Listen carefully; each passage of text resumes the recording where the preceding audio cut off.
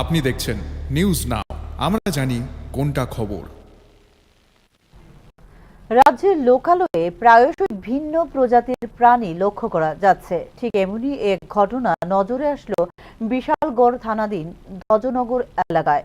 মঙ্গলবার গভীর রাতে ধ্বজনগর এলাকায় আচমকায় বিশালাকার অজগর সাপ দেখতে পাওয়া যায়। এলাকাবাসীদের অভিযোগ, সিপাহীজলা অভয়ারণ্য থেকে সাপগুলো বেরিয়ে লোকালয়ে আসছে। আগামী দিনে বনকর্মীরা যেন সেদিকে লক্ষ্য রাখে।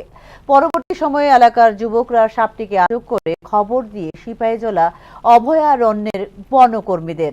অবশেষে বনকর্মীরা এসে অজগর সাপটিকে এলাকাবাসীদের কাছ থেকে উদ্ধার করে অভয়ারণ্যে নিয়ে যায়।